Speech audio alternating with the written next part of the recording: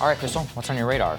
Well, folks, the elites who for years tolerated and funded and enabled and at times outright promoted Trump have officially turned their backs. The major power centers of America appear to have actually abandoned him really for the first time. Looks like the man will actually face some consequences for his abhorrent behavior.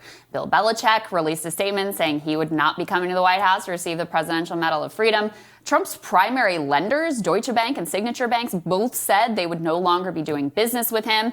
And in a move that reportedly gutted him, PGA pulled their 2022 championship from the Trump National Golf Club Bedminster.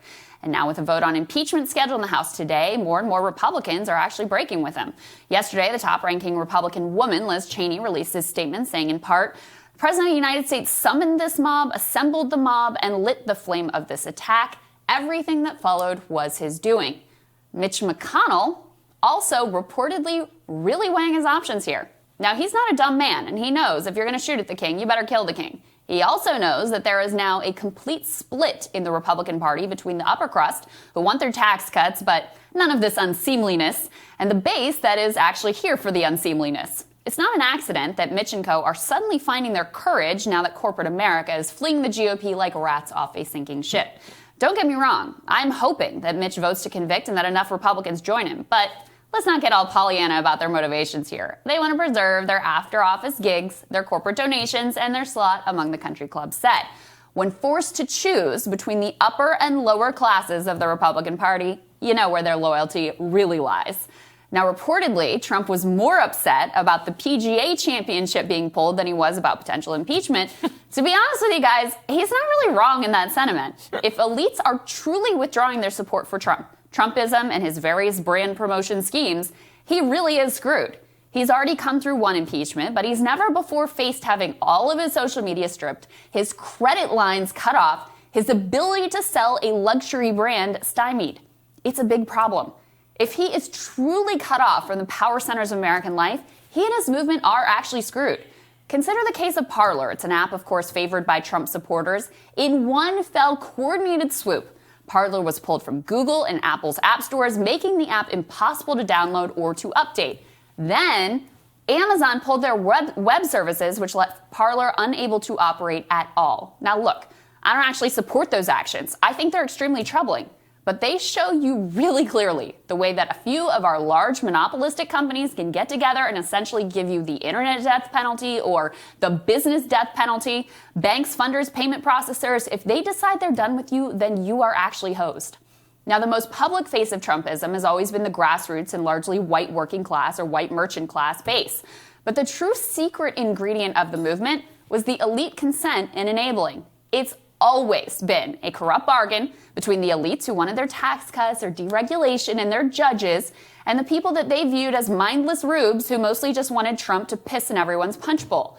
Now, you could argue that initially people didn't really see Trump coming, and so they weren't able to mobilize to stop him the way that they effectively did on the Democratic side to block Bernie. But once he was the GOP nominee, plenty of the old guard and the billionaires all fell in line. Then once they got their plutocratic policies and the only real price for them was his uncouth ways, they were super happy to go along for the ride. Really, both sides got everything they wanted in the arrangement. And the elites involved assumed that in their Hamptons mansions and gated communities, they'd be completely protected from any potential fallout.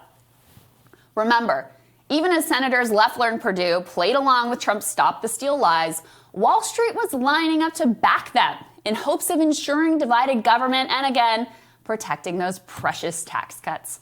Well, in one day, as they watched a mob roam the Capitol building promising to hang Mike Pence, that illusion of safety from what they'd enabled was completely shattered. There's no going back from that. The truth is, so long as the working class remains racially and geographically divided, the only things that happen in this country are those that have elite consent. Trumpism was theatrically populist in service of an elite agenda. Now, their elite hall pass has been revoked, and impeachment or no, it will be impossible to recover. And so, Sagar, it's funny that Trump was more mad about the PGA thing than impeachment, but actually, he's correct. Oh, yeah. Because if you do not have permission from elites in this country to operate and do your thing and be on Twitter and have your media career and flog your products and all of those things, you are actually hosed. His movement only got where it got because of the amount of elites that enabled and consented to it. No, you're exactly right. And this is part of the problem that any populist movement in the United States faces, which is that when you have such asymmetric distribution of capital and power, that people use capital and power whenever things are threatened. Ergo, Mitch McConnell making his move, Liz Cheney, many of the other people who are wholly in the pockets of these people making their move against Trump. This is very much a part of trying to preserve that legacy and preserve their relationship with the centers of power. And it's part of the problem where when you actually want to make and fire a shot at anything that they do, legislatively or in government, you will get met with the greatest pushback that anyone has ever seen. But I don't want to paint this as Trump doing that. Like, he's not getting pushed back because there's this popular meme on the right that, like, Trump is being persecuted because he didn't start any new wars and, like, the deep state will never forgive him. And, like, yeah, like, maybe there's some truth to it on the very base level, but, like, also, like, he's incited this riot at the Capitol, you know? And, like, that's the real reason that this is all happening. And that's also why there's no defense, really, about what any of this is. The best defense, I think, is probably the one I've made on the show where I'm like, yeah, I think it would just whip people up into absolute craziness, rip the country in half, but I think he probably deserves to go on the merits, right? And that's the thing, which is that you have to look at where it is. And you can see very clearly that these elites played Trump like a fiddle. And as I said, and many others did, is they will throw you away easily. They don't care about you. They're using you. And you're too stupid to see it. But what did he love? He loved being feted, right? He loved going to Saudi Arabia and the gold thing. He loved that Steve Schwartzman and Rupert Murdoch and all these other people who hated him and thought he was an idiot for his entire life, finally had to call him and beg to get him on the phone. That's what he loved. And just as suddenly, they're like, done with you, man. Done. Yeah. So because they got what they wanted. Losing control. Yeah, they got everything they wanted out of it. And now they're like, I don't need you. You're a threat to my business interests. Now they're like, I can't even be associated with you. So now he's out there completely in the cold, and unfortunately still has a huge sway over a decent amount of our population. It was really depressing when I was thinking through the implications of this radar, because if you think back, like, what is the last thing that actually happened in this country that elites were truly opposed to? Like, even if you go back to the New Deal, you had elites that were somewhat fractured. Most were opposed to the New Deal, but you had some who were in the position of recognizing, like, if we don't do something here, we're going to have actual communism. So there was some consent even then. And so the implications of that are deeply depressing. Oh, Medicare. Yeah, and if basically Medicare. Yeah, right. Yeah. And so if you consider why Trump was successful versus why Bernie was unsuccessful, in part it is because Bernie didn't have enough of the working class unified behind him to overcome the fact that he had zero elite support, that they all had their knives out for him. So it's very clarifying in terms of, if you're going to do anything that is going to buck the consensus of elites in this country, you truly have to have the entire working class basically unified behind you.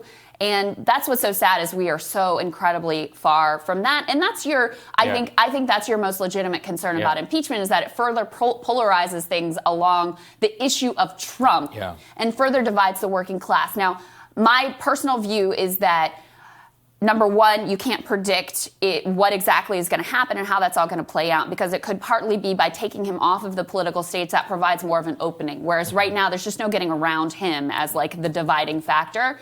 That's possible. Your outcome is absolutely possible. So that's why I view this on the merits. But look, putting impeachment aside, which we're going to continue to, like, talk about and debate and all of this, he really is actually hosed this time. I mean, I do really actually think it's different this time, even if he's not he will be impeached today, even if he's not convicted in the Senate, because you cannot get where he wants to go without having a significant chunk of elites backing you, platforming you, enabling your business ventures. All of that stuff is done at the, like, permission and consent of the elite class of America, and he doesn't have it anymore. It's social death, and I think your political point is really profound and also sad, because I don't see it happening. But if you want to take it on, you better have everybody behind you. And getting everybody behind you requires you to break all the rules of conventional politics. Our conventional politics are built upon culture wars. And I'm not saying that culture wars aren't important, but understand what they do. I mean, I talked about this during the Supreme Court, which is that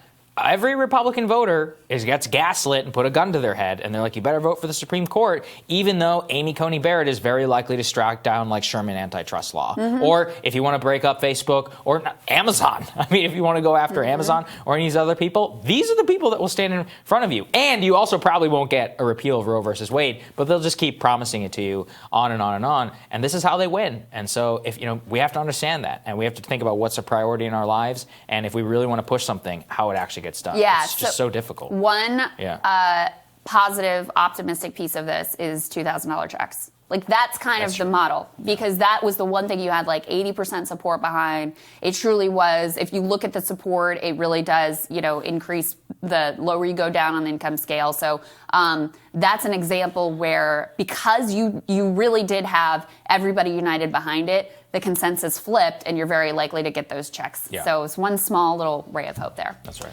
All right, Sagar, looking forward to your radar. That's next.